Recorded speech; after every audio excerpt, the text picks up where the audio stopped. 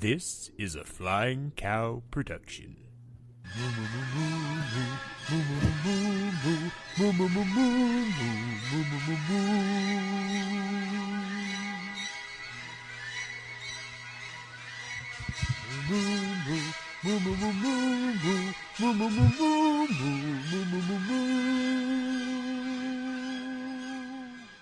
Well, hello and welcome back to the Great Film Challenge.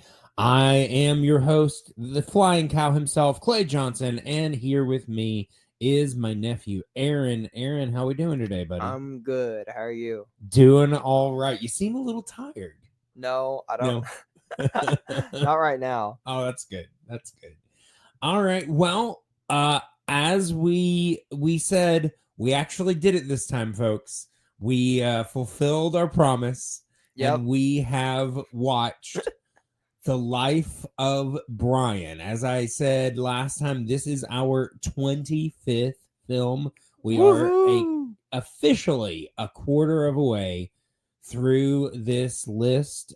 We will be posting pictures on our socials of how Aaron's poster currently looks. It's pretty cool. It's got images from the various films that we have watched. You can check that out on all of the socials. But we finally got to this film after putting it off once.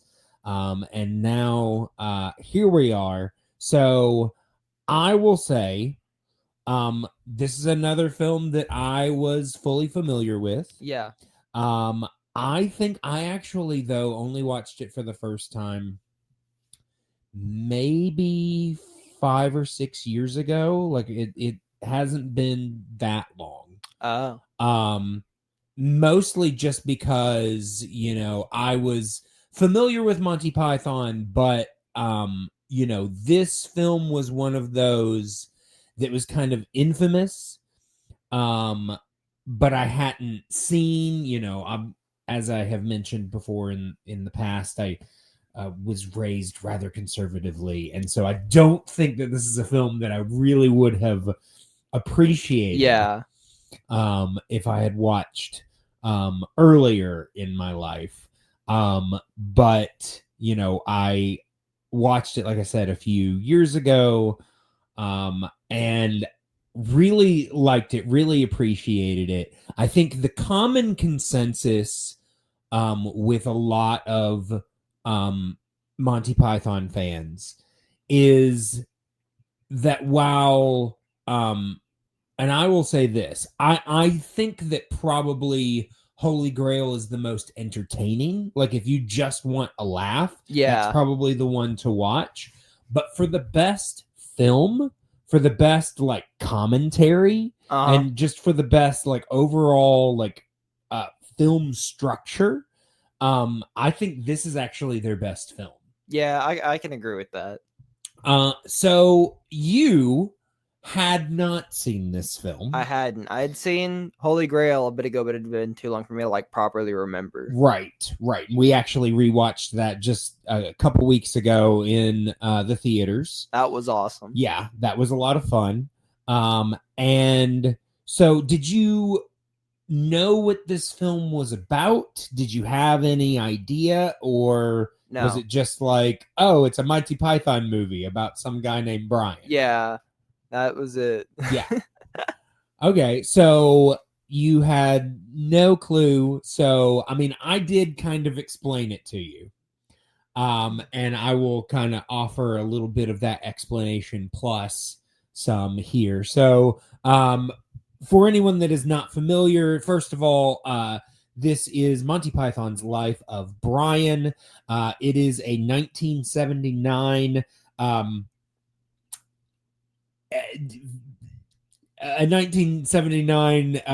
based on the description on Wikipedia, it says a British biblical black comedy film. Yeah. And it, obviously stars Well, actually, the director, I believe, for this one was Terry Jones. Double checking on that. Yes, directed by Terry Jones. And then, of course, featuring the members of Monty Python, Graham Chapman, John Cleese, Terry Gilliam, Eric Idle, Terry Jones, Michael Palin, and on and on. There are definitely other, bit characters and stuff, but that's our main group. I will say this does break a little bit. It pretty well breaks with our pride theme of the month, though I will say Graham Chapman was gay. Yeah. So there's that. And then, there's also just kind of a theme of kind of questioning the norms. Yeah. Just kind of,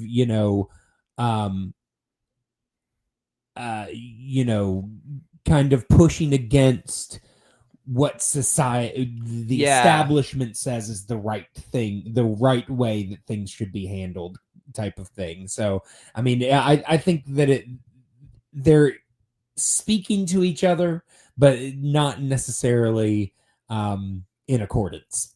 Yeah. But so this film, for anyone that is not familiar, is basically, like it says, it's a satirical take on religion. Yes. And it follows the character of Brian, who was born in the manger next door. Yes. To Jesus. In a really funny scene. It's the wise men bring Brian's mother all this stuff, and then they come grab it back from her when they realize that the manger next door, the people have halos. I love that. It's just ridiculous. That's one of the things that I love about Monty Python, is that they ride this line of absolute absurdity and actually really intelligent, biting commentary. So when this film came out, it was it was banned by the Catholic Church. A lot of religious groups have had problems with this film throughout the years, and the accusation is that it's making fun of Jesus. It's making fun of, and here's the thing: is it making fun of religion? Yeah. Yes. It is laughing at the absurdity of some religious followers. Yeah, the lengths at which these guys go to. Right, even when it is actually against what is being taught. But I will say that apparently when they set out to make this film, Monty Python, the guys of Monty Python grew up in England, which is a very, there's a reason that when they set up our government here, they wanted a separation of church and state, because over there, it's one and the same. Mm-hmm. Which means that if there's a problem with the government, there's a problem with the church. If there's a problem with the church, there's a problem with the government. It was the same thing. And I know people over here, religious zealots, think, oh, that's the way it should. No, we're seeing the problems with that right now. Yeah. Try not to make this political, but I'm sorry. It's really hard not to sometimes. But the thing is that, they had grown up with, when you are kind of showered in it, the more likely you are to question it and realize the failings of some of it. And so when they decided that they wanted to make this film, they looked at the life of Jesus and actually said Jesus himself had some really good things to say. Mm-hmm. The problem is the people that style themselves as followers of his. That's where things got messed up. Yeah.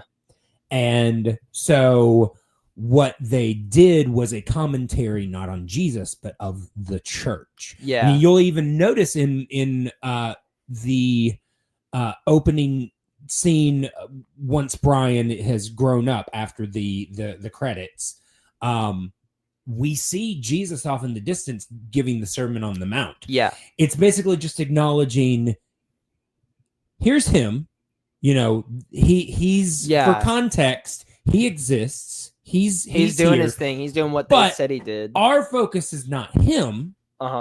We're focusing on the people all the way in the back who are fighting over things that they can't hear. So right away we are saying the focus is on the ridiculousness. It's on the ridiculousness of what is going on here. I like that. It really clarifies what they were doing, so they didn't have to go through anything extra. And then it's like, you still have people over here like, no, you're doing this wrong. Right. You're wrong. Right. Well, and I mean, it's really brought to the forefront with the scene when they, when they basically just decide for no good reason that Brian is a chosen one. Yep. He just happened to need a cover, so he starts talking on a block. And then when he starts to walk, like, they're actually not paying attention to him when he's talking to them. It's when he starts to walk away and doesn't finish what he's saying. Yeah. Suddenly they think whatever he has to say must be the most important thing in the world. Because it is, apparently. And then everything that he does or says or anything around him suddenly has like profound meaning. Yeah. And, they take it to ridiculous lengths. He drops a shoe and they're like, should we worship the shoe? No, we should all take our shoes off. We should worship the gourd. It has nothing to do with the shoe. It's this gourd that he was trying to give away, but all of this kind of stuff. And it's just, we're seeing, kind of the ridiculousness. They're fighting over things that they don't even understand. Yep. And then they follow him into the desert, and he falls on this guy that, has been, taking a vow of silence for 18 years. 18 years. And, he gets mad at him. And all of a sudden, by the end of this scene, they're willing to kill this guy that is talking against Brian, even though Brian is telling them to leave him alone. Yeah. Just because he says something that they don't We're like. following his divineness. No, you're not is listening to him at all. That is a perfect a perfect image of the problems that they are commenting on. And yeah, it's just it's really interesting. But I mean, it sounds like you did enjoy this film. I enjoyed it way more the second time around. Good. Got a little bit more out of it. Yeah. Yeah. I was actually in an open space. Okay. Well, like, what were some of the things that you connected with in this film?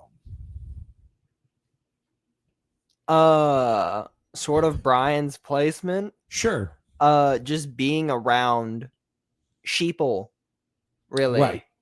Like, they don't stop to think at all. Not for one thing. Yeah. Except for the the front, which then takes way too long. Right. They think about everything. They think about everything, and when it's they like, really should. Yeah. It's not even overthinking. It's just too much. Yeah. Because we're not just, talking about the religion, then we're talking about, these organizations that have formed around trying to rid,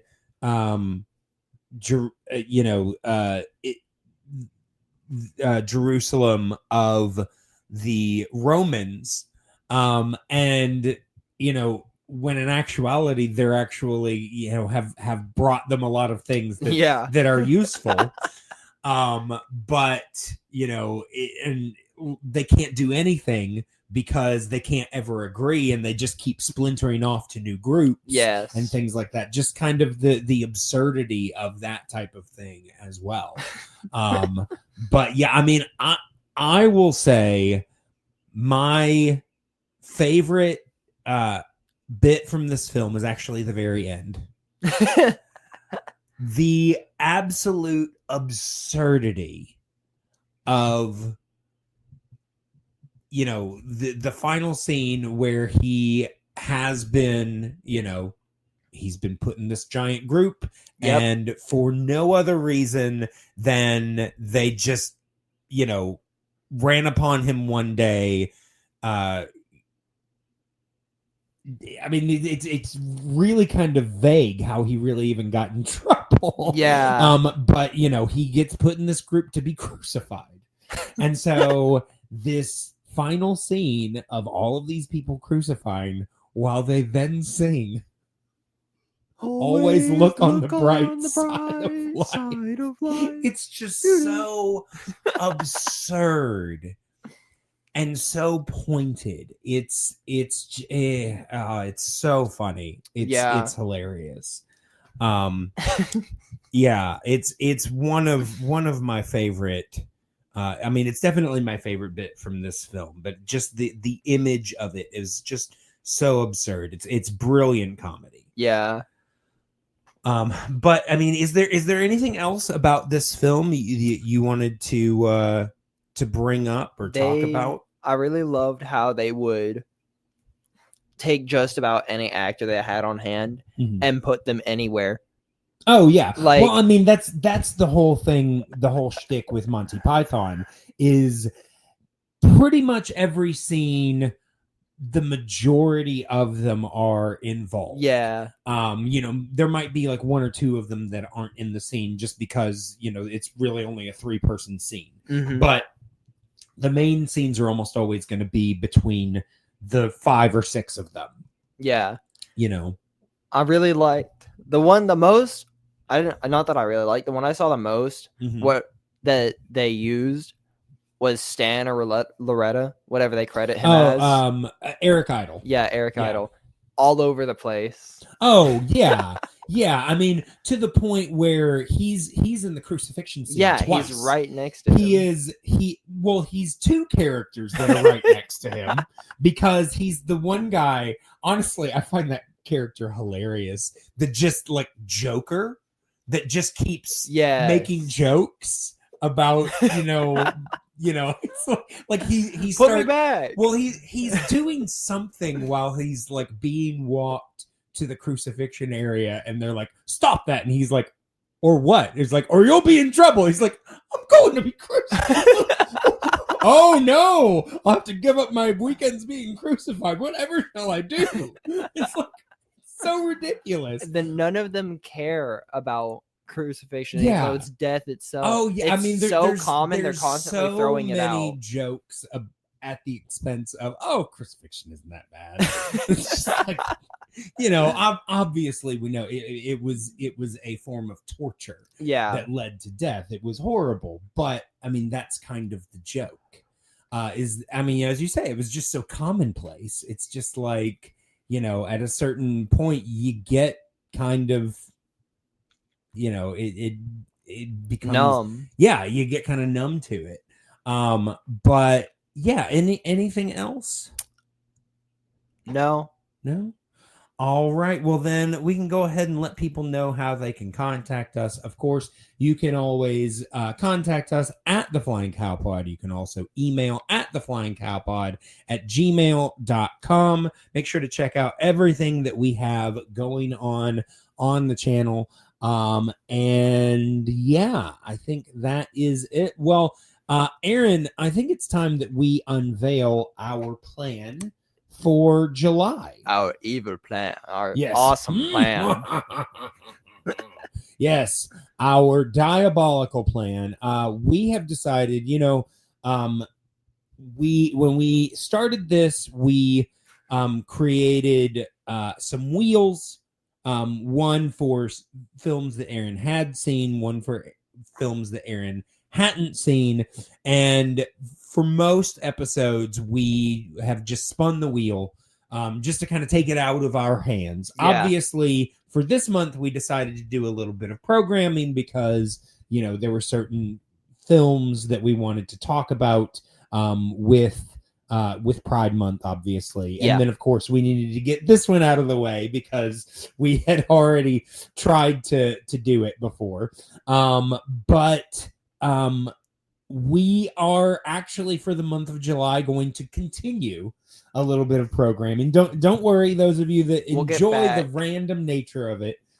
We will get back to the wheel eventually. But I decided, and Aaron agreed. Yes, I like the idea. Yeah, I hope. I'm like, actually, I don't know if I really asked him about this. I just kind of said, let's do this. And he hasn't said no. But yeah, it I sounds said like, yes. yes, okay. But I thought it would be fun if we did kind of our July B blockbusters. Yeah. Because number one, for a while we were going back and forth between seen, unseen. Well, then at a certain point, Aaron just really wanted to watch some films he hadn't seen. Yeah. So we kind of just kept spinning that wheel. And I thought, this would be a really good time. July, summer, it's when the blockbusters come out. Yes. Let's knock out some of those films that we have definitely seen. That are just, big, fun summer movies. So we are going to be celebrating July with big summer blockbusters. Woohoo! And we are starting off next week with actually one of the films that kind of started the summer blockbuster. And that is I believe it was 1975. Yeah, it was 75. Yeah, 75's Jaws. Oh yeah. Ba-na, ba-na, ba-na, ba-na, ba-na, ba-na. Jaws, that's right, Steven Spielberg's Jaws. So make sure that you check out that episode next time. But until that time, moo.